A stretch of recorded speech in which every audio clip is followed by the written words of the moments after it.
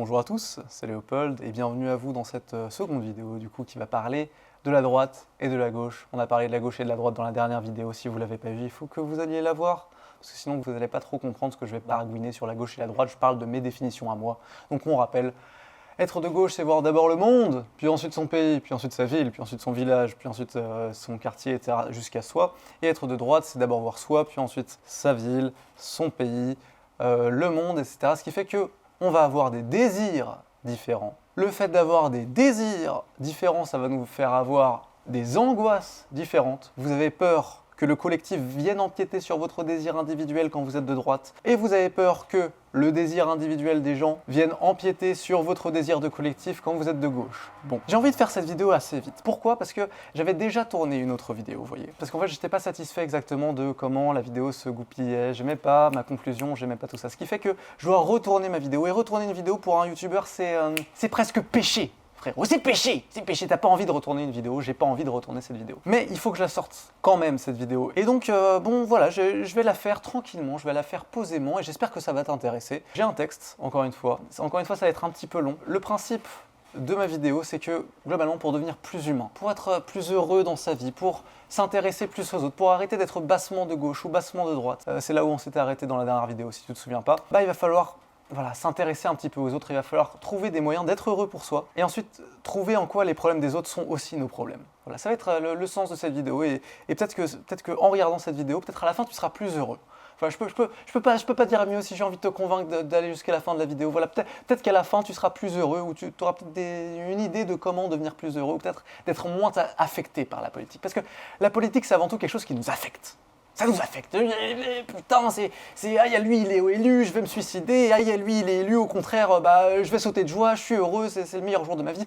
On est affecté par la politique. Pourquoi est-ce qu'on est aussi affecté par la politique ? C'est ce que j'aimerais dire dans cette vidéo-là. Alors voilà, on est parti. Donc voilà, la dernière fois, on s'était arrêté sur la question de bassement de gauche et bassement de droite. Et c'est quoi quelqu'un de bassement de gauche et bassement de droite ? Quelqu'un de bassement de gauche, c'est quelqu'un qui va s'intéresser à son propre projet collectif à lui. C'est-à-dire qu'il va voir que les autres personnes de gauche aussi, qui veulent aussi des projets collectifs, il ne va pas les inclure dans son projet collectif à lui. Si je devais donner un exemple de personnes vachement de gauche, je prendrais les écologistes. Tu vois, les écologistes, ils ont un projet, c'est sauver le monde, frérot. Je veux dire, rien que ça, fils de pute. J'ai envie de leur dire, c'est un projet qui est moral. Forcément, c'est moral de vouloir sauver le monde. Pour autant, dire que sauver le monde, c'est le plus important, je suis qu'à moitié d'accord en réalité, parce que ce qui est le plus important pour moi, c'est d'être heureux. Et pour moi, le projet des écologistes, peut-être qu'il est très bien, peut-être qu'il est très moral, c'est bien de vouloir sauver le monde, c'est bien de vouloir sauver la planète, mais tant qu'ils incluent pas aussi dans leur désir collectif de sauver le monde, le désir collectif que tout le monde vive mieux sur Terre, c'est-à-dire que ils se mettent à se questionner sur c'est quoi les droits des travailleurs, c'est quoi les questions antiracistes, c'est quoi les questions décoloniales, etc., je suis obligé de me dire,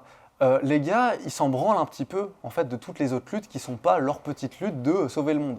Et je sais que c'est pas une petite lutte de sauver le monde, mais j'ai envie de vous dire, c'est ça qui est important pour eux. Et à côté, ils font un programme libéral, donc tu as envie de leur dire, visiblement, il y a un truc qui est important pour toi, et le reste, tu t'en branles un peu. Bon voilà. Ça, c'est être bassement de gauche pour moi. Et de l'autre côté, être bassement de droite, c'est quoi ? C'est être Macron, c'est être le RN, c'est être LR, c'est-à-dire que vous avez un truc qui est important pour vous, et vous vous dites, tout le reste, c'est pas important. Voilà, ce qui est important, c'est que les riches, ils peuvent faire à peu près ce qu'ils veulent. Globalement, ce qu'il veut, le RN, c'est baisser les impôts. Donc si tu baisses les impôts, ça veut dire que l'État, il a moins d'argent, et si l'État, il a moins d'argent, tu peux moins financer des trucs importants pour les gens, genre l'éducation, l'hôpital, le chômage, des droits comme ça. Bon. Et donc ça, c'est être bassement de gauche et bassement de droite. Moi, ce que j'aimerais, c'est qu'on soit pleinement de gauche ou pleinement de droite. C'est-à-dire que les gens de droite, en gros, arrêtent de dire moi je veux faire ce que je veux, mais qu'ils se mettent à dire moi j'aimerais que tout le monde puisse faire ce qu'il veut. Donc c'est-à-dire qu'ils arrêtent de défendre leur individu, eux-mêmes, et qu'ils se mettent à défendre l'individu de manière générale. Comme la dernière fois, j'ai parlé du voile, tu vois. Le voile, c'est une liberté individuelle. En France, il n'y a aucun collectif qui t'impose le fait de porter le voile. Peut-être dans d'autres pays, c'est le cas. En France, c'est pas le cas. Donc, si tu es de droite, si tu es réellement de droite, tu devrais défendre le port du voile, parce qu'en France, à l'inverse, il y a un collectif qui veut t'imposer le fait de ne pas le porter. La plupart des gens qui portent le voile aujourd'hui en France, ils le portent passionnellement, c'est-à-dire leur famille qui porte le voile, peut-être leur mère, elle porte le voile, donc l'enfant, forcément, il a envie de porter le voile. Peut-être qu'à l'adolescence, il va se dire, peut-être qu'au final, j'ai pas envie de le porter. Reste que, individuellement, c'est un agencement personnel, il a envie de porter le voile au moment où il le porte. Donc, en tant que personne de droite, tu devrais défendre l'idée que l'État n'a pas son mot à dire sur le fait qu'une personne ait le droit de porter le voile ou pas. Et du coup, à l'inverse, c'est quoi être pleinement de gauche ? Être pleinement de gauche, c'est arrêter de dire « oui, j'aimerais que le collectif soit adapté à moi », mais dire « j'ai envie que le collectif soit adapté à tout le monde ». Bon, comment est-ce qu'on fait pour passer de quelqu'un qui est bassement de gauche, donc quelqu'un qui dit ouais, je veux que le collectif il soit adapté à moi, d'ailleurs j'ai une idée, il faudrait faire ça, le reste on s'en branle, il faut faire ça, à quelqu'un qui dit bon, ça serait cool d'avoir une solution qui s'adapte un petit peu à tout le monde, je comprends, etc. Comment on fait pour passer de là à là? C'est une question intéressante. Pour la droite aussi, on va essayer d'y répondre. D'abord, j'ai envie de parler de l'empathie. La dernière fois, on a parlé de l'empathie, on a vu que l'empathie, c'était lié à l'angoisse. C'est-à-dire que vous êtes empathique pour les gens de droite, si vous êtes de droite, parce qu'en fait, vous craignez les mêmes choses. Vous craignez que le désir collectif vienne empiéter sur votre désir individuel. Et à l'inverse, quand vous êtes de gauche, vous avez peur que les désirs individuels viennent empiéter sur vos désirs collectifs. Et ça, cette angoisse-là, elle paraît un petit peu insoluble, c'est-à-dire que vous ne pouvez pas ressentir l'une et l'autre, comme je l'ai dit la dernière fois. Bon. Du coup, forcément, vous tombez en empathie avec les gens qui partagent votre angoisse. Parfois. C'est-à-dire que, en fait, la vérité, vous tombez pas forcément en empathie avec les gens. Ça se fait pas forcément. En fait, des fois, les gens ont des problématiques à eux, et en fait, ils sont tellement concentrés sur leurs problématiques à eux que, ils vont avoir du mal à voir que la problématique que eux ont et que la problématique qu'une autre personne partage, en fait, c'est la même. C'est-à-dire que, par exemple, les questions de féminisme, les questions d'antiracisme, etc., c'est complètement lié à la question de la lutte des classes. Le fait d'avoir différents types de prolétaires qui vont être placés à différents niveaux, qui vont avoir un petit peu parfois des avantages, parfois des inconvénients, peut-être qu'ils sont exploités, mais qu'en fait, il y en a d'autres qui sont un peu plus exploités. Donc voilà, tout ça, ça aide le système à rester en place. Et bon, par exemple, une fois qu'on a compris ça à gauche, on n'a plus envie de défendre globalement le fait d'embrasser toutes les causes collectives. Bon, le but justement, ça va être d'embrasser la cause des autres. Comment est-ce qu'on fait ça? Mais je veux dire factuellement, comment est-ce qu'on fait pour rentrer en empathie avec des gens qui ne partagent pas nos problématiques de base? En fait, ce qu'il faut comprendre, c'est que l'empathie de droite et l'empathie de gauche, elles ont des angles morts. C'est-à-dire que quand vous êtes de gauche, vous êtes empathique sur certaines choses en particulier, et quand vous êtes de droite, vous êtes empathique sur certaines choses en particulier. La plupart du temps, ce qui va se passer, c'est que quand vous êtes de gauche, vous allez être très empathique sur tout ce qui concerne le collectif. Quand vous voyez que quelqu'un souffre d'un problème collectif, vous allez avoir de l'empathie pour lui. Vous allez dire « Ah, je vois à quel point le système te nique. Frérot, c'est chaud !» Mais vous n'avez pas spécialement besoin de voir l'individu pour comprendre à quel point c'est injuste. C'est le fait que ça fonctionne de cette manière-là qui va vous toucher en elle-même. Quand vous voyez quelqu'un qui souffre, je ne sais pas, vous voyez un SDF, vous n'allez pas vous dire « Ah putain, c'est chaud pour ce gars-là !» Vous allez dire « Oh putain, ce système, quelle merde, tu vois, quel système qui fait que les gens, ils peuvent crever dans la rue. » Et c'est ça qui va te toucher. Alors qu'à l'inverse, quelqu'un de droite, lui, il va centrer son empathie sur l'individu. C'est-à-dire que lui, il va voir le SDF, il va dire « Putain, c'est chaud, je sais pas comment il a fait pour en arriver là dans sa vie. » Les deux ont des angles morts. C'est-à-dire que le problème, c'est que quelqu'un de gauche, généralement, si le problème ne s'inclut pas dans un problème collectif, il va pas avoir de problème. Tu vois, c'est quelque part, il va dire, quelque part, c'est son problème, on s'en fout, tu vois, qu'est-ce que tu veux qu'on y fasse collectivement? C'est son problème, on s'en fout. Donc généralement, le gars de gauche, qu'est-ce qu'il va faire? C'est qu'il va manquer d'empathie sur les individus en particulier. Quand il va voir un individu souffrir et qu'il va pas être capable de poser son problème dans un problème collectif, il va dire, après tout, c'est son problème, je m'en bats un petit peu les couilles. Alors qu'à l'inverse, un gars de droite, lui, il va être très capable de sentir le problème individuel de la personne. Par contre, à l'inverse, s'il y a un problème d'ordre collectif, il ne va pas le sentir. C'est-à-dire que la phrase du gars de droite, c'est un problème pour tout le monde, donc il n'y a pas de problème. Alors que la phrase du gars de gauche, ça serait c'est son problème, donc il n'y a pas de problème. Tu vois un petit peu? Et généralement, c'est ce qui va se passer avec les personnes de droite. Les personnes de droite, tu vas avoir du mal à les convaincre en leur parlant du collectif. C'est-à-dire que tu vas dire que les Arabes, ils ont du mal à trouver un appart. Le gars, il va dire oui, mais moi aussi j'ai du mal à trouver un appart, je comprends pas ce que tu me dis. Et à la lettre, il comprend pas ce que tu lui dis parce que tu lui parles un langage A, alors que lui, il parle le langage B. Tu vois, si tu veux parler à un droitard d'un problème, il faut que tu lui montres spécifiquement quelqu'un, un individu qui souffre d'une situation particulière, que tu lui montres que le gars, clairement, il y a un biais raciste dans le fait que lui, il a été voir le proprio et que le proprio lui a dit non, c'est pas possible, je cherche d'autres personnes.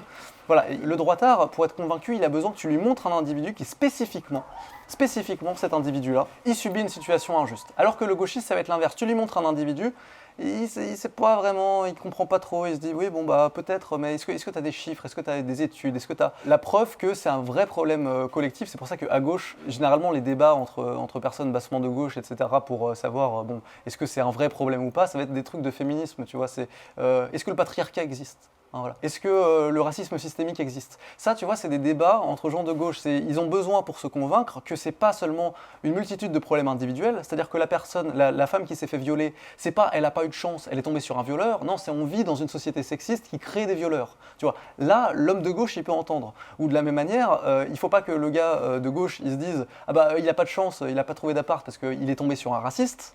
Non, il faut vraiment qu'il ait la preuve qu'il y ait un racisme systémique. En fait, tu vois, c'est comme ça qu'un gars de gauche, il trouve les choses tangibles. C'est tangible si c'est théorisé, si c'est collectif, s'il y a une solution collective. Tu vois, c'est la phrase « s'il n'y a pas de solution, il n'y a pas de problème ». Bah, c'est un peu ça à droite et à gauche. C'est pour un gars de droite, il faut qu'il y ait une solution individuelle, sinon il n'y a pas de problème. Pour un gars de gauche, il faut qu'il y ait une solution collective, sinon il n'y a pas de problème. Bon. C'est comme ça que marche l'empathie.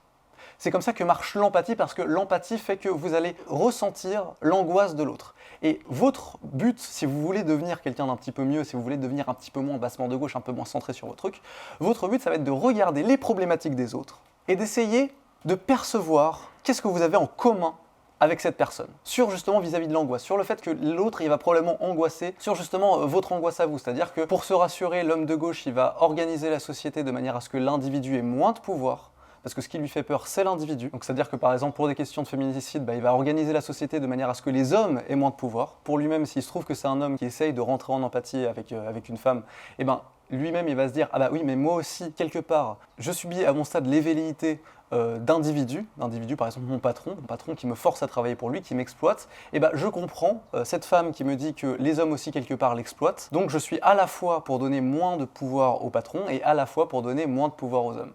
Et à l'inverse, quelqu'un de droite, il va faire l'inverse, c'est-à-dire qu'il va voir en quoi les problèmes individuels sont causés par le collectif. Il va se dire, en fait, le problème c'est le collectif c'est le collectif qui impose quelque chose à quelqu'un. Donc si moi, par exemple, j'ai envie d'avoir ma maison à la campagne, parce que je suis de droite et que c'est mon rêve d'avoir ma maison à la campagne avec mes enfants, etc., je suis prêt à défendre aussi le port du voile des musulmans, parce que je comprends que c'est aussi un collectif qui essaye d'imposer le fait de ne pas le porter. De la même manière qu'un collectif de gauche anti-propriété m'empêcherait, moi, d'avoir ma maison à la campagne. Donc voilà, c'est cet effort-là qu'il va falloir faire si vous voulez sortir du bassement de gauche ou bassement de droite. Il faut que vous regardiez les autres et que vous vous dites « Ok, en quoi cette personne-là partage mon angoisse ?» Donc dans une certaine mesure, tous les gens de gauche vont pouvoir entrer en empathie avec tous les autres gens de gauche, et tous les gens de droite vont pouvoir entrer en empathie avec tous les autres gens de droite, c'est-à-dire que à la fin, quelqu'un qui est pleinement de gauche, il va arrêter de dire « J'aimerais que le système collectif soit adapté à moi », c'est ce que dirait quelqu'un de bassement de gauche, il va dire justement « J'aimerais que le système collectif soit adapté à tout le monde », il se met à défendre le collectif de manière générale, et pas son collectif à lui. De la même manière, quelqu'un de droite, il va arrêter de dire « Il faut que je puisse faire ce que je veux ». Voilà. Et il va se dire il faut que tout le monde puisse faire ce qu'il veut. Il arrête de défendre son individu, il défend les droits individuels de manière générale. Et là, on comprend que les gens de gauche et les gens de droite, en soi, ils peuvent s'entendre. Ils peuvent s'entendre. Et même, justement, ils devraient s'entendre. Parce que ça crée une synergie, ça. Ça crée une synergie. Les gens de gauche ne voient pas des choses que les gens de droite voient, et les gens de droite ne voient pas des choses que les gens de gauche voient. Du coup, comment ça marche de manière générale dans la vie? C'est la personne de droite, elle constate un problème individuel sur elle. Elle constate un problème individuel sur elle et sur d'autres personnes. Et en voyant que chacun a des problèmes individuels qui se ressemblent, elle dit attendez, ça serait quand même important qu'on le mette en place. Je vais donner un exemple. Dans la dernière vidéo, j'ai dit que le droit au chômage, c'est un droit qui devrait être défendu par la droite. J'aurais dû plutôt préciser le droit à ne pas travailler. Aujourd'hui, le droit à ne pas travailler, vous l'avez, si vous êtes de droite. Il suffit d'être entier. Donc c'est un droit, vous avez le droit de ne pas travailler. Par contre, le problème de ce droit, c'est que c'est un droit qui risque d'impacter le collectif.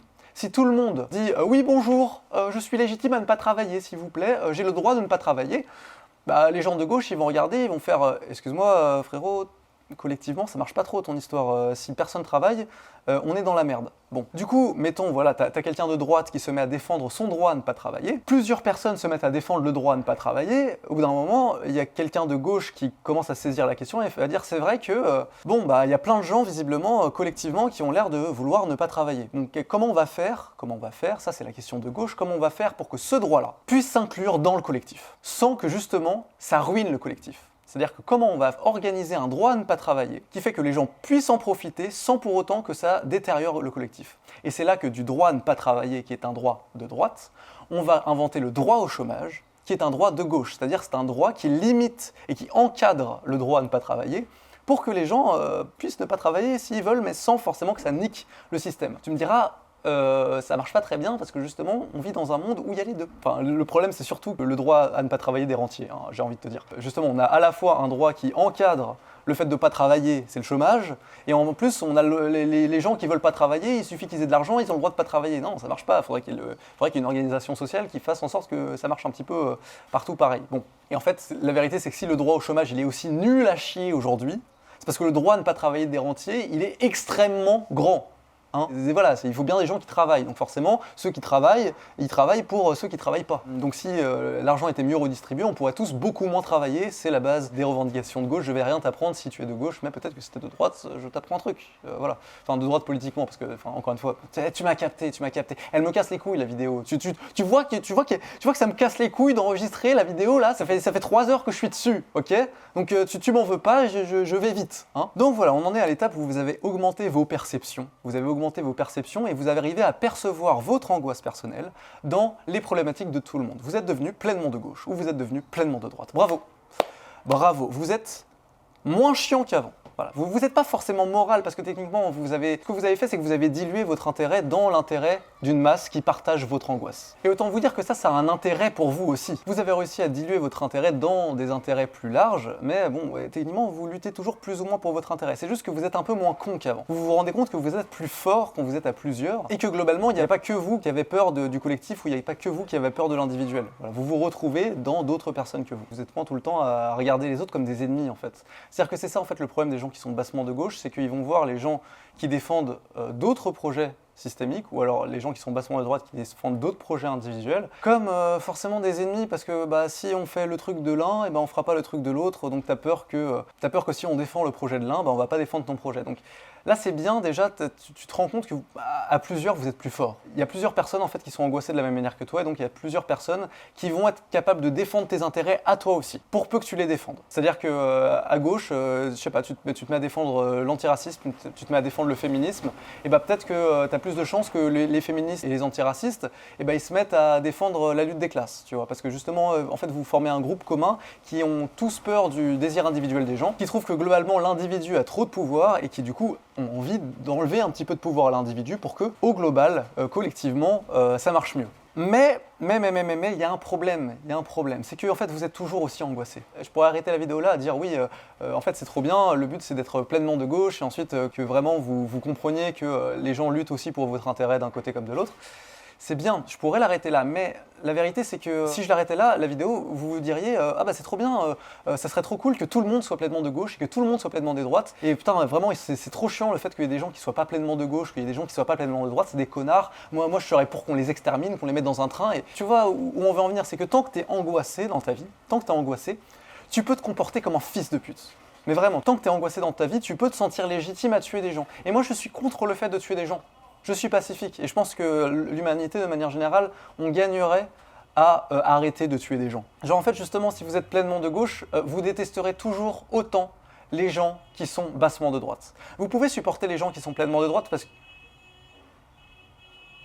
Là, ça, c'est quelqu'un de bassement de droite, tu vois. C'est klaxonner en plein milieu, là, c'est bassement de droite. Mais bon, c'est de la joie, je n'en veux pas. Donc voilà, si vous êtes pleinement de gauche, vous continuez à détester les gens bassement de droite parce que, vous pouvez supporter les gens qui sont pleinement de droite. Vous pouvez supporter les gens qui sont pleinement de droite parce qu'ils défendent l'individu de manière générale. Donc, en fait, c'est vos meilleurs alliés, les gens pleinement de droite, quand vous êtes de gauche. Mais les gens qui sont bassement de droite, c'est-à-dire les gens qui s'intéressent qu'à eux, les gens qui littéralement, eux, ils détestent le collectif. Tout ce que vous aimez, eux, ils le détestent. C'est-à-dire que toi, tu aimes le fait qu'il y ait des impôts, la personne bassement de droite, elle va dire « Moi, j'ai envie de m'expatrier au Maroc pour pas payer d'impôts. » Ou alors de faire des montages financiers pour payer le moins d'impôts possible. Enfin, des trucs comme ça, des trucs bassement de droite, quoi. Des trucs, oui, je m'intéresse à mon intérêt personnel et voilà, faut comprendre que c'est de la même manière. Si t'es quelqu'un qui est pleinement de droite, y a un gars, il te dit oui, j'ai envie de supprimer la propriété privée. Toi, t'as beau être pleinement de droite et comprendre les problématiques des gens, etc.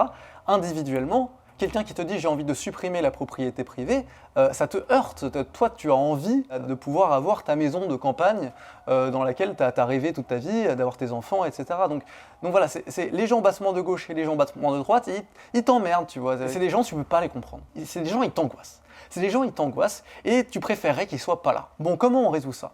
Comment on résout ça? Parce que je vous ai dit, l'empathie, à la base, ça se construit sur le fait qu'on partage l'angoisse avec les gens. Visiblement, vous ne partagez pas les angoisses de ces gens-là, d'un côté comme de l'autre. Donc comment est-ce qu'on fait pour construire de l'empathie avec ces gens-là? À la lettre, on ne peut pas. Vous ne pouvez pas avoir de l'empathie pour ces gens-là. Parce que empathie, ça veut dire souffrir avec. Vous ne pouvez pas souffrir avec quelqu'un qui souffre pas comme vous, ou qui souffre littéralement de l'inverse de vous. Donc comment est-ce qu'on va s'y prendre? Et bien c'est là où on va comprendre quelque chose de très important, qui pour moi est vraiment, c'est fondamental, vraiment il faut comprendre ça dans sa vie, et parfois c'est dur, mais il faut quand même le comprendre, c'est que depuis tout à l'heure on parle de politique. Et depuis tout à l'heure, en fait, j'ai dit que l'angoisse de gauche et l'angoisse de droite, c'était deux angoisses différentes qui n'ont rien à voir. En réalité, c'est vrai et c'est faux. C'est vrai parce que, effectivement, vous angoissez pas des mêmes trucs. C'est faux parce qu'au final, c'est les deux faces d'une même pièce. L'angoisse de droite et l'angoisse de gauche, c'est deux faces de la même pièce qui est l'angoisse humaine. L'angoisse humaine, c'est très simple. En fait, vous avez un désir dans votre vie et il y a des chances pour que vous n'arriviez pas à accomplir ce désir. En fait, vous avez une vie, à la fin, c'est fini, il faudra essayer une prochaine fois, mais il n'y a pas de prochaine fois parce que vous allez mourir et que la mort, c'est définitif, généralement. Donc, voilà, votre angoisse, c'est est-ce que je vais réussir à m'accomplir avant ma mort? Est-ce que je vais réussir à voir ce que je veux voir dans le monde avant de mourir? Et ça vous angoisse, mais ça vous angoisse terriblement.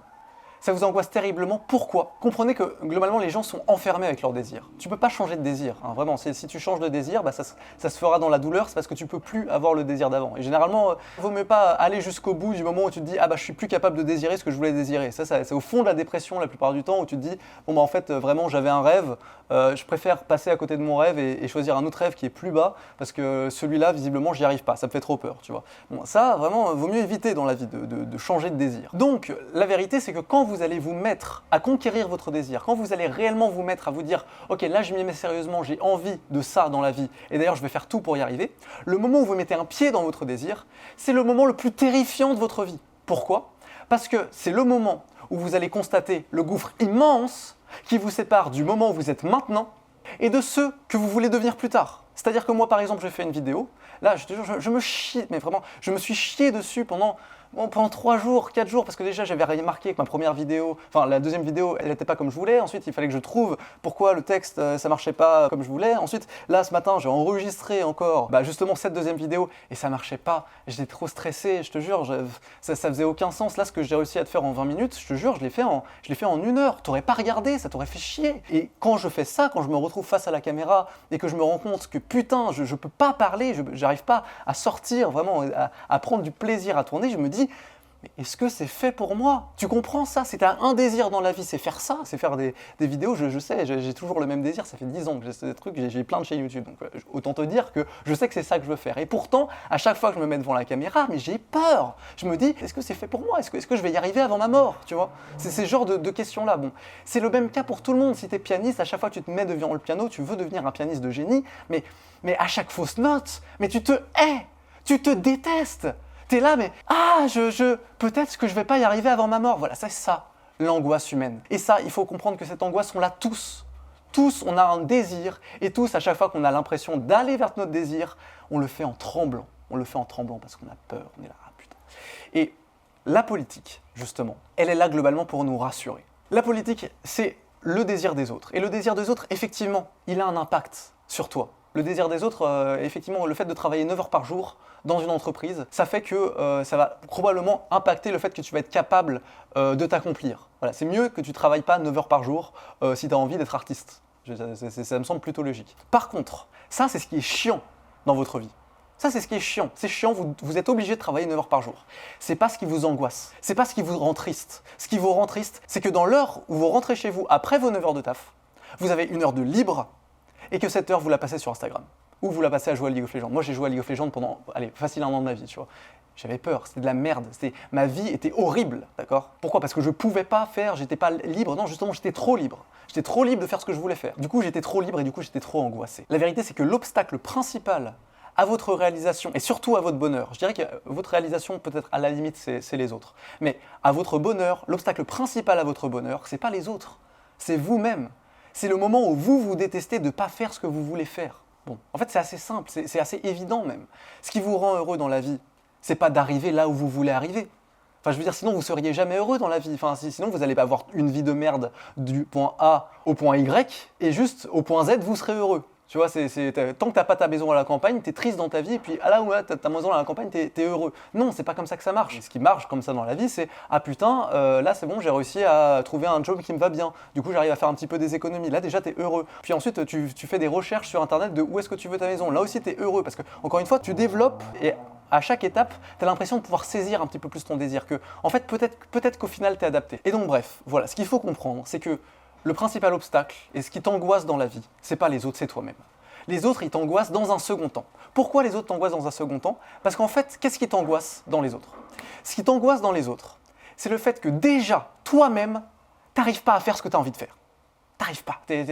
Quand tu es libre, tu angoisses, tu es trop libre. Tu es là, je sais pas quoi faire de cette liberté, donc tu es en train de faire tout ce que tu peux pour oublier le fait que tu es libre. Donc je sais pas, tu vas sur Insta, tu regardes des vidéos, je sais pas, chacun ses manières de combler cette angoisse interne terrible. Mais justement, ce qui te fait peur, c'est que comme de base, toi-même, quand on te laisse libre, toi-même tu n'es pas capable de conquérir ton désir, eh ben tu te dis mais si en plus les autres me mettaient des bâtons dans les roues, qu'est-ce que ça serait? Ça serait terrible, ça serait au-delà de la peur, ça serait l'angoisse totale. C'est que déjà maintenant j'y arrive pas, déjà maintenant je suis angoissé, alors si en plus les autres s'y mettaient, qu'est-ce qui se passerait? Et oui, je vais définir vite fait l'angoisse. Hein. L'angoisse, c'est qu'à la base vous avez une peur, vous devez vous accomplir d'une certaine manière, et vous savez qu'il y a des étapes. Il y a certaines étapes, elles vous font peur. Il y a certaines étapes, vous vous dites, putain, la marche est trop haute, j'y arriverai pas. Genre là par exemple, moi pour faire cette vidéo ce matin, je te jure, j'étais en putain, la marche elle est trop haute. Il a fallu que, après 2 heures de tournage, je me dise, non là c'est vraiment pas possible, Léopold, recommence depuis le début. Que j'ai la foi de me dire putain je vais recommencer depuis le début, mais cette fois-ci sans essayer de faire le guignol, non juste vas-y je te dis la vidéo elle me casse les couilles, j'ai plus envie de la faire, d'accord, je la finis, et ensuite elle est publiée, et ensuite voilà c'est fini. Donc voilà, il y a des choses qui vous font peur parce que vous vous dites la marche est trop haute pour moi, je suis trop faible pour pouvoir passer cette épreuve là. Pour l'instant c'est juste de la peur, d'accord? Ça se transforme en angoisse au moment où vous êtes devant le fait accompli, où vous vous dites ouais non je vais pas essayer maintenant. Genre là vraiment je suis pas adapté à ce moment là, c'est-à-dire que c'est une faiblesse que je ne peux pas dépasser. Si vous faites ça, là, vous allez développer de l'angoisse. Parce que vous avez un problème et que vous êtes incapable de faire quoi que ce soit face à cette peur. C'est-à-dire qu'à chaque fois que vous allez ressentir cette peur, ça va être un synonyme d'inaction et ça va être un synonyme d'échec. Ce qui fait que la peur, c'est un truc qu'on ressent tous naturellement. Je te dis, moi, à chaque fois que je commence une vidéo, j'ai peur. Mais l'angoisse, c'est autre chose. L'angoisse, c'est la peur d'avoir peur. Parce que justement, vous vous êtes habitué à ce que quand vous ayez peur, vous ne savez pas quoi faire, vous êtes terrorisé, vous êtes inactif, vous dites, bon bah là, à partir de là, je suis échec. Je ne peux pas avancer encore plus. Et comme, quoi qu'il arrive, pour arriver à votre désir, vous allez devoir en passer par là, et vous le savez, ça vous angoisse. Ça vous angoisse terriblement parce que vous vous dites, ok, si je ne suis pas capable de faire ça, mais que pour arriver à mon désir, je suis obligé de faire ça, là, vous vous dites, ma vie, c'est de la merde, je sers à rien. Tout peut être parfaitement bien dans votre vie. Si vous n'avez pas cet élément-là de se dire, ok, je vais affronter ma peur et je vais être capable de la dépasser, vous êtes quelqu'un d'angoissé. Et ça, le mécanisme naturel pour tout être humain, ça c'est complètement naturel, c'est de se reporter sur les autres. Se dire, ah oui, mais en fait, si j'ai peur, c'est pas moi, c'est pas mon problème à moi de ne pas réussir à dépasser ma peur. Non, c'est parce que le monde n'est pas assez bien adapté à moi. C'est que le désir des autres empiète trop sur mon désir personnel. Et c'est un fait. Je veux dire, je suis de gauche, vous n'avez pas besoin de me convaincre que, effectivement, le fait d'avoir un patron empiète énormément sur votre capacité à faire ce que vous avez envie de faire. Mais par contre, je vous jure que même sans patron, vous serez angoissé. L'angoisse, elle est humaine. Bon. Maintenant que j'ai dit ça, maintenant que j'ai fait cette grosse parenthèse sur l'angoisse humaine, en quoi est-ce que ça nous aide? En quoi est-ce que ça nous aide? En fait, ça nous aide très bien, parce que si on ressent tous la même angoisse, et si on ressent tous la même peur, en fait, vous pouvez être empathique avec absolument tout le monde. Qu'on soit de droite ou de gauche, vous avez de l'angoisse humaine. Qu'on soit de droite ou de gauche, vous avez peur de ne pas pouvoir vous réaliser avant votre mort. Et quand vous comprenez ça, vous voyez que toutes les manières que les gens ont de dire oui, j'ai peur de l'autre, j'ai peur du désir de l'autre, etc., ce n'est qu'une manière de dire j'ai peur de ne pas pouvoir faire ce que je veux. Et à partir de là, là, vous pouvez tomber effectivement en empathie avec les gens. Vous avez affronté votre propre peur. Vous vous êtes posé la question de okay, qu'est-ce qui me fait peur à moi et de comment est-ce que je peux trouver mon bonheur malgré tout, parce que c'est ça la question, c'est comment est-ce que malgré les autres, je peux être heureux. Comment être heureux malgré les autres, c'est faire malgré les autres. C'est affronter son angoisse humaine malgré le fait que le monde il n'est pas adapté à vous.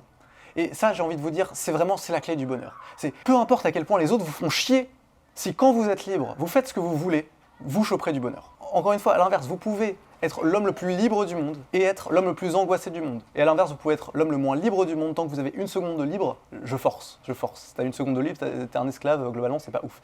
Mais tant que vous avez une seconde de libre, en principe, si pendant cette seconde, vous faites un truc qui vous fait peur, un truc qui est vraiment important pour vous, alors là, vous serez heureux, quand même. Et voilà, quand vous faites ça, quand vous avez l'habitude de ressentir la peur au quotidien, de putain, j'ai peur de ne pas me réaliser, j'ai peur de ne pas réussir, j'ai peur que cette étape-là, la marche, elle soit trop haute pour moi, ça, vous pouvez le voir chez tout le monde. Vous pouvez le voir à la fois chez le plus gros des droitards, vous pouvez voir que lui aussi, il a des désirs et que lui aussi, il a peur de ne pas être à la hauteur et qu'en fait, c'est ça qui le bloque dans sa vie. Comme vous pouvez embrasser aussi les causes des autres qui veulent changer des choses pour le monde, mais ça, c'est les désirs des gens. Les gens, ils ont des désirs de faire en sorte que la société, elle aille mieux, parce que globalement, on est une espèce qui est cool. on est une espèce qui est cool, je vous jure, on a envie de créer des trucs tout le temps. C'est beau, c'est bien, on a envie de changer le monde d'une certaine manière, d'offrir ou à sa famille ou à sa société de manière générale des choses bien. C'est juste, on vit dans un monde de merde où on a convaincu les gens que il faut faire ça, il faut faire ça, il faut faire ça. Mais c'est qui dit ça? C'est des gens qui font ce qu'ils veulent. Hein. Je veux dire, le patron Jeff Bezos, lui, t'inquiète, il se fait plaisir. Hein. Il va dans l'espace et tout. Au prix de combien de vies humaines? On ne sait pas. Enfin, si, on sait très bien, il n'y a qu'à compter ses employés. Hein. Mais en gros, on vous force à faire ce que vous voulez pas parce qu'il y a des gens qui veulent très très fort et qui, eux, n'ont pas peur d'aller vers leurs désirs. S'il y a un truc qu'on peut reconnaître aux milliardaires, tu vois, c'est que eux, ils se posent pas la question de oh putain, est-ce que je suis légitime ou pas? Non, eux, ils y vont, tu vois. Ils y vont et ils se disent même je vais exploiter les gens pour j'en ai rien à foutre, tu vois. Donc voilà, une fois que vous avez regardé l'angoisse humaine dans les yeux et qu'au jour le jour, vous essayez d'affronter votre peur à vous, que vous ressentez, que vous arrivez à délimiter votre peur, que vous comprenez putain mais qu'est-ce qui me fait peur? Qu'est-ce que je déteste de moi dans ma vie? Qu'est-ce que je vois là? Là en fait, vous pouvez tomber en empathie avec n'importe qui, parce que tout le monde, quelque part, a cette peur en lui. Et peut-être que vous n'arriverez pas à tomber en empathie avec les gens bassement de droite, parce que vous ne les comprenez pas, ils sont pas vraiment, ils ont des manières de dompter leur angoisse que vous ne pouvez pas comprendre. Ou de la même manière à gauche, les gens qui sont contre la propriété privée, ils ont des manières de dompter leur angoisse, de se dire putain un jour la propriété sera abolie, et bah peut-être que vous n'allez pas réussir à avoir de l'empathie pour ces gens-là, parce que vous ne ressentez pas exactement la même angoisse qu'eux, vous angoissez pas de la même manière qu'eux, par contre vous pouvez avoir de la compassion pour eux. En fait c'est la clé de cette vidéo, c'est si vous êtes très affecté par la politique, si vous vous sentez extrêmement de droite ou extrêmement de gauche, si vous êtes angoissé par ça, je vous invite à vous détendre. Voilà. Effectivement, vivre sous le fascisme, c'est pas la même chose que vivre sous le socialisme. Et on veut tous vivre sous le socialisme, on n'a pas envie de vivre sous le fascisme, sauf les fascistes. D'ailleurs, les fascistes, ils disent qu'ils ont envie de vivre sous le fascisme. Attendez de voir le fascisme, les frérots, parce qu'il y a toujours un moment donné où vous allez devenir minoritaire sur un truc, et à ce moment-là, vous êtes en mode « Ah merde, peut-être fait une connerie », tu vois. Bon, ça c'est la parenthèse. Mais donc, voilà, en conclusion, je vais terminer sur quelque chose qui, je trouve, très intéressant. Très intéressant, on va revenir sur cette idée de gauche et de droite, maintenant qu'on a vu c'était quoi l'angoisse humaine et que, en fait, le plus important dans la vie, c'était d'affronter sa peur. Vous êtes pleinement de gauche, et puis vous vous dites « Attends, mais en fait, ce qui me rend malheureux dans la vie, c'est pas l'état du monde. C'est pas l'état du monde, je veux dire, c'est pas ça qui me rend triste. Ce qui me rend triste, c'est pas le fait qu'à la fin, va pas y avoir la révolution. Non, ce qui me rend triste, c'est que j'ai l'impression de ne pas participer au fait qu'à la fin, va y avoir la révolution. Ce qui me rend triste, c'est que j'ai un désir de réalisation collective, et que j'ai l'impression de ne pas avancer vers ce désir de réalisation collective. Je suis trop angoissé pour agir comme j'ai envie d'agir. Alors c'est quoi la clé pour être heureux pour quelqu'un de gauche? Eh bien la clé pour être heureux pour quelqu'un de gauche, ça va être de créer son propre espace de réalisation collective. Ou alors d'intégrer des espaces de réalisation collective dans lesquels vous sentez que vous pouvez vous exprimer comme vous le voulez. Ça va peut-être vous faire peur, mais au moins vous avez l'impression d'avancer vers là où vous voulez avancer. Encore une fois, ce qui vous rend heureux dans la vie, c'est pas l'objectif final, sinon vous seriez malheureux toute votre vie. Non, ce qui vous rend heureux, c'est d'avoir l'impression d'avancer, d'avoir l'impression de gagner en puissance à la lettre. Genre vous pensiez que vous n'étiez pas capable de faire un truc, et en fait vous êtes capable de faire un truc. Ça c'est de droite comme de gauche. Hein. Mais si vous êtes quelqu'un de gauche, il faut que vous créez votre propre espace de réalisation collective. Et à l'inverse, à droite, si vous êtes de droite, il va falloir que vous créiez votre propre espace de réalisation individuelle. Et en fait, en faisant ça, en créant votre propre espace, qu'est-ce que vous allez faire? Vous allez gagner en confiance. Petit à petit, vous allez gagner en confiance sur le fait que c'est pas parce que les autres viennent me dire à moi que ce que je fais c'est de la merde, c'est pas parce qu'un collectif va me dire arrête de faire ce que tu fais, ou c'est pas parce qu'un individu va me dire ce que tu fais c'est de la merde, faut arrêter, que je vais arrêter. En fait, plus vous affrontez votre peur, votre angoisse interne, plus vous vous sentez fort à défendre votre désir à vous. Et donc voilà, là on est sur YouTube, je vais vous donner des exemples pour moi de gauche et de droite, de youtubeurs qui sont de gauche et de droite, et qui en fait fonctionnent un petit peu de cette manière-là. On crée pour moi leur propre espace de réalisation individuelle, ou on crée leur propre espace de réalisation collective. Des youtubeurs qui ont créé leur propre espace de réalisation collective, pour moi c'est Dany et Raz. Voilà, Dany et Raz, tu vois, c'est des gauchistes à la base, ils sont dans un squat, c'est des merdes. Il y en a un, il est dépressif, il y en a un autre, il est héroïnomane. Bon, ils se disent, qu'est-ce qu'on fait? La révolution, ça a l'air d'être chaud parce que vraiment le monde il pue la merde. Qu'est-ce qu'on fait? On va faire des lives sur Twitch. Tu vois, au début, il y aura 2 viewers, ça sera de la merde, mais au moins on fera quelque chose. On va lancer quelque chose, on crée notre propre espace de réalisation collective. On va parler de comment est-ce qu'on pourrait faire un meilleur monde, on va parler de politique, etc. etc. Et eux, faut voir où ils en sont aujourd'hui. Aujourd'hui, ils ont créé leur boîte de prod. Aujourd'hui, ils sont capables de financer des trucs. Ils interviewent Mélenchon. Si t'es déjà allé dans une de leurs soirées, tu vois que c'est rempli de gens super bienveillants, des gens qui partagent tous en fait cette envie de collectif. Et en fait, tu vois que eux, même si on vit toujours dans le capitalisme, hein, je te rassure, même si peut-être que ce qu'ils vont faire vont pas permettre d'abolir le capitalisme, hein, c'est pas impossible, eux en tout cas, ils ont trouvé leur espace à eux. qui leur faisait plaisir à eux sur qu'est-ce qu'on a envie de faire en fait. Je veux dire, ok, le monde va peut-être pas être sauvé, mais bon, c'est quoi mon désir à moi? Mon désir à moi, c'est de parler de politique, créer une communauté avec des gens, etc., etc. Et là, tu vas capter un truc. Tu vas capter un truc intéressant, c'est que, en fait, ce qu'ils ont fait, c'est qu'ils étaient pleinement de gauche, c'est-à-dire qu'ils ont pris toutes les revendications collectives, ils se sont mis à les défendre, etc. Mais au moment où ils se sont dit, dans leur chambre, putain, mais en fait, peut-être que la révolution, elle va pas arriver, au pire, on s'en bat les couilles, go faire un truc quand même. Ils se sont dit quoi? Ils se sont dit, mais ce qui est important réellement, bah, c'est ce qui est important pour nous. C'est ce qui est important pour moi. C'est moi, j'ai mon désir de faire cette chaîne Twitch, j'ai le désir de faire cette chaîne YouTube, j'ai le désir de parler à des gens sur Internet. Au final, qu'est-ce qu'ils ont fait, Dany et Raz, une fois qu'ils étaient pleinement de gauche? Bah, ils sont devenus bassement de droite. Et ouais, pour être heureux, ils sont devenus bassement de droite. Ils se sont dit, ok, qu'est-ce qui est important pour moi? Et ce qui est important pour moi, c'est faire cette chaîne. Et au final, je m'en bats un petit peu les couilles de si ça va aboutir quelque part. C'est mon désir premier, c'est que ça aboutisse, évidemment. Et on suit ce truc-là. Par contre, on arrive à s'en détacher, à se dire, ok, au final, même si ça marche pas, bah on aura fait ce qu'on avait envie, nous. Et là, tu comprends un petit peu la logique de ma conclusion. C'est qu'à un moment donné, si tu veux sortir de l'angoisse, il va falloir passer de l'autre bord. Il va falloir ouvrir tes perceptions au fait que, en fait, le plus important, c'est peut-être pas le collectif, si tu es quelqu'un de gauche, et te dire, peut-être que le plus important, c'est moi, individuellement, c'est qu'est-ce que j'ai envie. Et c'est mon cas aujourd'hui. Par exemple, je crée ma chaîne YouTube, je ne sais pas s'il va y avoir la révolution, frérot. Je pense. Et ça, c'est une envie. Je me dis, ah, peut-être qu'il y aura la révolution, peut-être qu'il y aura, j'aurai mon rôle à jouer, tu vois. Ça, c'est mes fantasmes personnels, si tu veux. Mais fondamentalement, ce que je fais là, je le fais pour moi.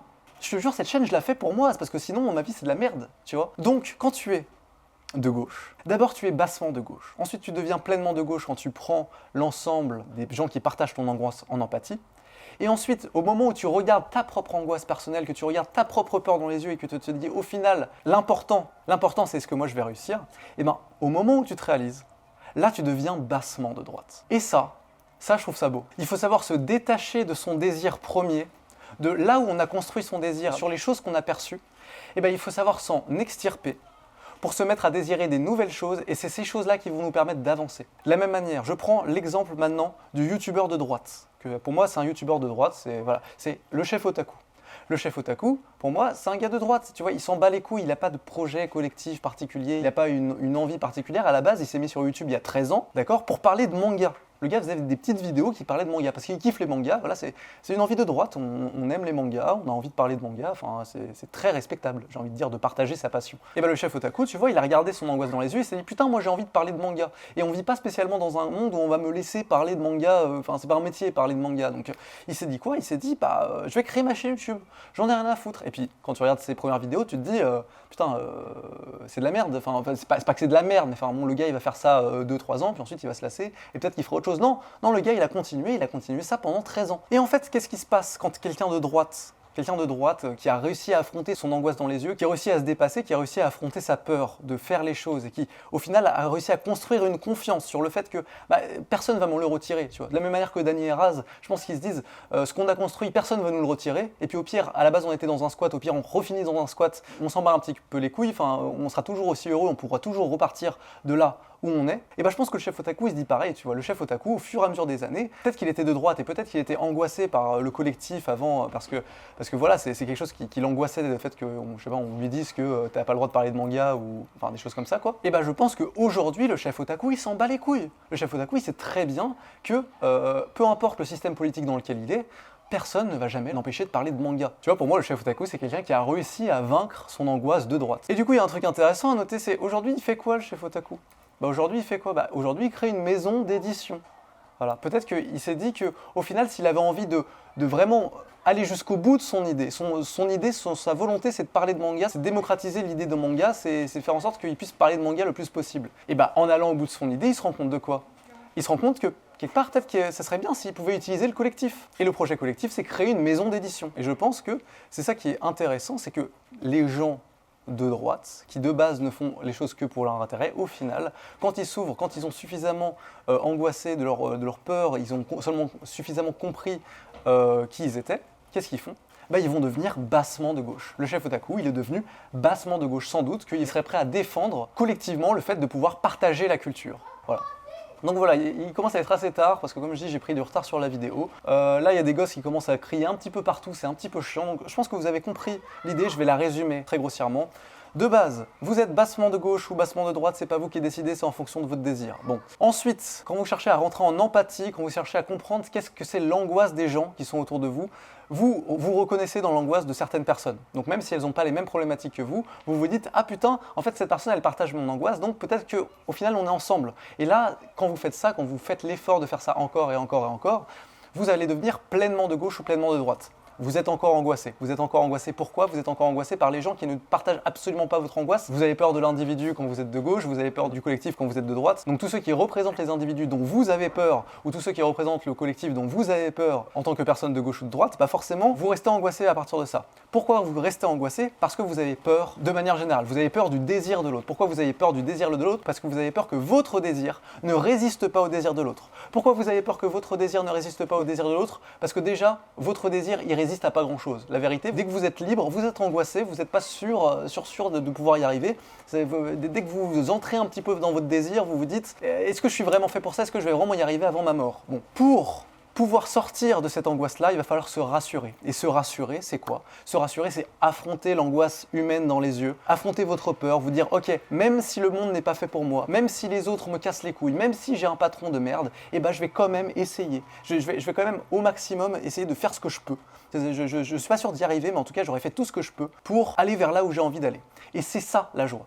La joie, c'est conquérir petit à petit sa puissance. Alors qu'à l'inverse, la tristesse, c'est quoi? C'est je pensais que j'étais capable de quelque chose et au final, je ne le suis pas. Donc voilà, petit à petit, vous allez devoir conquérir votre puissance et en conquérissant votre puissance, qu'est-ce qui va se passer? C'est que vous allez gagner en confiance. C'est comme si vous construisiez un château fort, c'est-à-dire que plus rien ne peut vous arriver. Vous pouvez refinir dans un squat, vous pouvez refinir pauvre, il n'y a personne qui vous empêchera de réaliser votre désir, ou alors il faudra vous tuer. Mais en tout cas, ça ne vous empêchera pas de réaliser votre bonheur. Quoi qu'il arrive, vous allez y aller. Et en fait, ça c'est gagner en grandeur d'âme, c'est être capable de plus ressentir de l'empathie, c'est-à-dire partager l'angoisse des gens, mais cette fois-ci, vous allez gagner en compassion, c'est-à-dire le fait de ressentir le fait que, bah oui, effectivement, cette personne-là aussi, elle souffre. Même si je la comprends pas, même si je ne valide pas forcément les choix qu'elle va faire dans sa vie, au moins je compatis sur le fait que finalement on est tous angoissés, on a tous peur de ne pas se réaliser. Et du coup, à la fin, qu'est-ce qui va se passer? C'est que vous allez vous détacher de ce qui constituait votre monde à la base pour vous intéresser plus largement. Vous allez développer votre perception du monde, mais cette fois-ci de manière extrêmement large. C'est-à-dire que quand vous êtes de gauche, vous allez vous dire « Putain, en fait, mais qu'est-ce qui est important pour moi ?»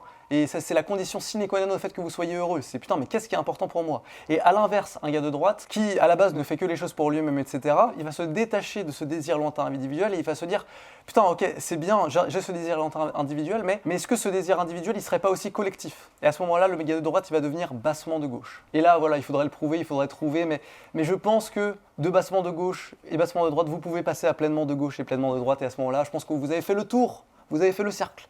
Voilà, c'est que politiquement, vous allez chercher le compromis. Tu vois, vous allez dire, bon bah, je comprends que ces gens-là aient des désirs, je comprends que ces gens-là aient des désirs. Qu'est-ce qu'on peut faire pour pas s'angoisser les uns les autres? Qu'est-ce qu'on peut faire pour que, allez, on avance un petit peu de chaque côté? Tu vois, c'est ça qui est important au final, c'est se comprendre. Je sais pas quand est-ce que je vais publier la vidéo. Inch'Allah, je la publie aujourd'hui. Ça veut dire que le vote est demain. Je vous encourage à voter Nouveau Front Populaire, comme vous avez capté, je pense. Les autres partis, pour moi, c'est des gens qui représentent les gens qui sont bassement de droite. Hein. Enfin, il y a aussi des gens qui sont bassement de gauche dans le Nouveau Front Populaire. Mais enfin, je veux dire, c'est pas le danger aujourd'hui. Le danger, pour moi, il est plutôt du côté du fait que les riches, ils protègent les riches et que globalement, tu as encore des gens qui veulent revenir sur les droits qu'on a réussi à avoir. Encore une fois, faut comprendre que les gens qui n'ont pas d'empathie, les gens qui sont bassement de gauche ou les gens qui sont bassement de droite, c'est les gens qui sont angoissés.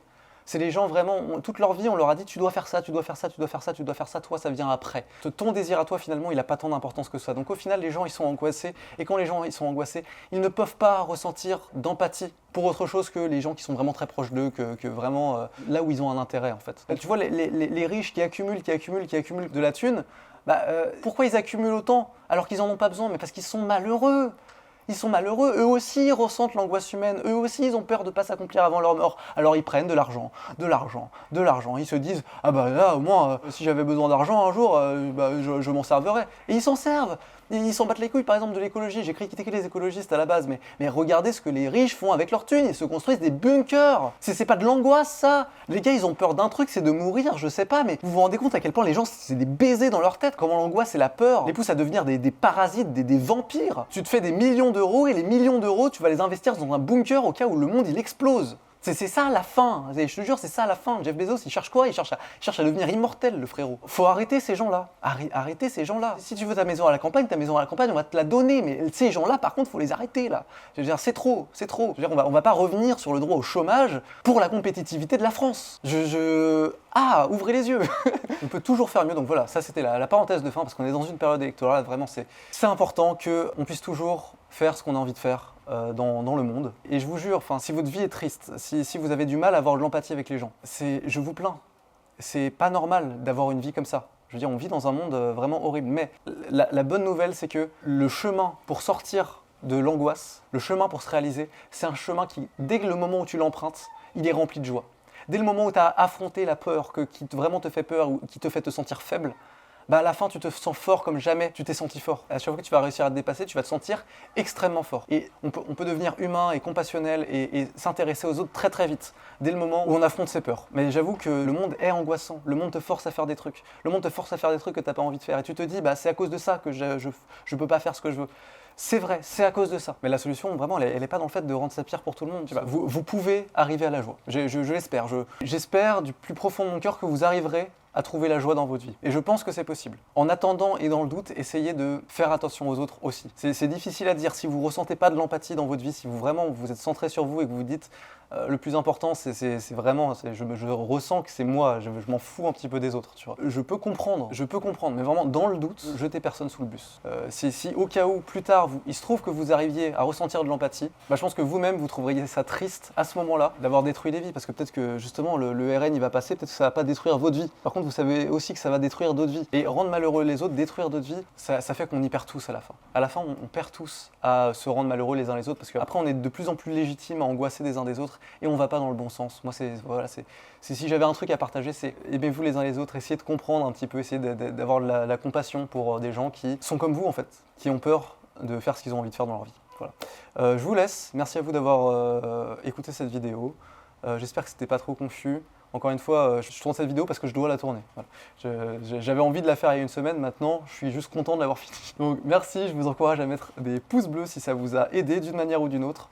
Désolé si l'énergie n'était pas autant au rendez-vous qu'avant, mais c'est parce que bon là, j'en ai plein le dos, j'ai autre chose à faire. En plus, je fais ça dans le stress parce que l'élection c'est demain. Je me suis dit il faut absolument que ça soit aujourd'hui. Donc voilà, je vous remercie beaucoup d'avoir regardé cette vidéo. Je vous remercie pour tous les commentaires que j'ai eu sur la dernière vidéo. Ça me rend très heureux. Je pense que j'aurais pas pu faire cette vidéo-là, écrire cette vidéo-là si vous n'aviez pas été là à commenter des choses, parce que je pense que les gens qui ont commenté l'ont remarqué. J'ai mis pas mal de choses que j'avais vues dans les commentaires dans cette vidéo-là et ça m'a permis de réfléchir. Donc voilà, encore une fois, n'hésitez pas à mettre des commentaires. Je pense que c'est utile pour tout le monde. Et voilà, je vous fais des gros bisous et je vous dis à une prochaine fois. Salut!